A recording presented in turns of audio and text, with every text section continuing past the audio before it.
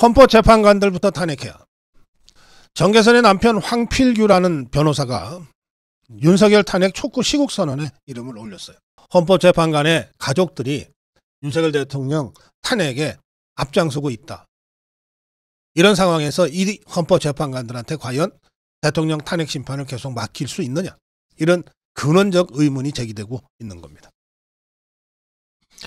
이미선의 친동생 이상희도 윤석열 퇴진 특위의 부위원장으로 퇴진운동을 열심히 하고 있는 자입니다.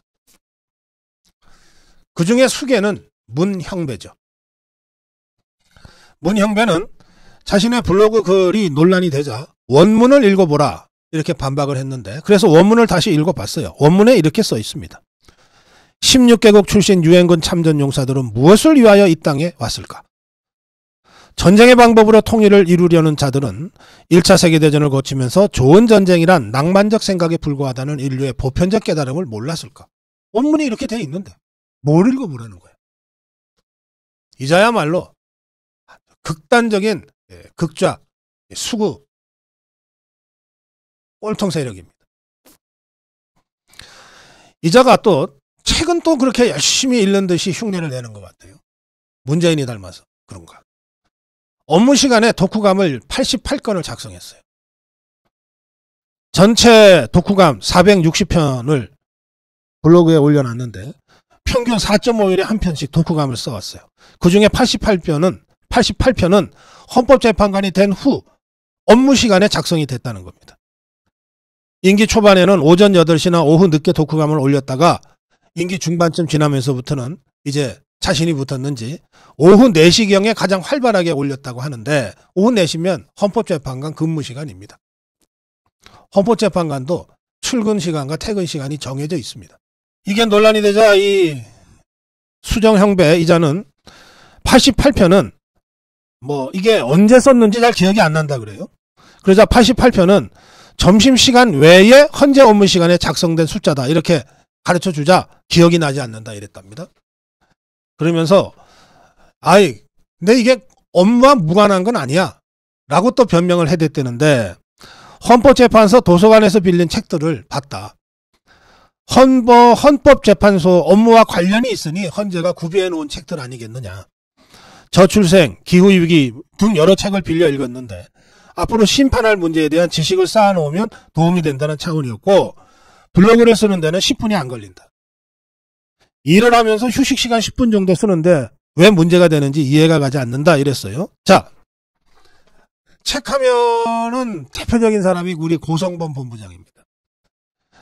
채권하는 고부장이라는 유튜브까지 운영을 해왔어요. 요즘은 탄핵 저지 투쟁에 저하고 함께 다니느라고 그 유튜브를 거의 지금 하지 못하고 있는데, 제가 오늘 마침 시청자와 함께 시간이기도 해서 책을 전문적으로 읽고 독후감을 써서 올리는 유튜브를 운영하고 있는 고성범 크리에이터한테 책 한 권 읽을 때 시간이 얼마나 걸리는지, 그거 독후감 쓸 때 어떻게 시간이 걸리는지 자세하게 알아보고 여러분께 알려드리겠습니다.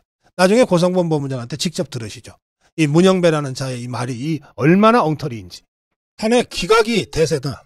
제가 설날에도 전해드렸습니다. 석동현 변호사가 윤석열 대통령을 접견하고 나서 대통령의 새해 인사를 전하면서 123 비상계엄 선포가 내란이 될 수 없다는 대통령의 강한 소신, 이것을 전해드린 바 있습니다. 석동현 변호사에 따르면 윤석열 대통령은 이번 계엄이 도대체 왜 내란이냐, 어떻게 내란이 될 수 있느냐, 거대 야당이 지배하는 국회 독재 때문에 나라가 위기에 처한 것으로 판단해 대통령이 주권자인 국민에게 위기 상황을 알리고 호소하고자 헌법상 권한으로 계엄을 선포했다. 그리고 국회가 헌법에 정한 방법으로 해제를 요구함에 따라 즉각 해제했다. 모든 게 헌법 테두리 내에서 이루어졌는데 어떻게 이게 내란이냐? 유혈 사태가 있었냐? 인명사고가 단 한 건이라도 났냐? 정치인들이 단 한 명이라도 체포되거나 끌려간 적이 있냐? 이게 어떻게 내란이냐? 이런 대통령의 아주 간단명료한 입장, 이것은 이제 더 많은 국민들께 알려지고 있을 뿐만 아니라 전 세계 자유진영의 언론을 통해서도 알려지고 있습니다. 미국의 동포들로 구성된 한미연합회가 미국의 정치 유력 매체 더 힐, 이라는 매체에 광고를 게재했습니다. 영어 광고를 게재했는데 광고는 이렇습니다. Stop the steal. Against impeachment of President Yoon. 탄핵 저지, 부정선거 중단.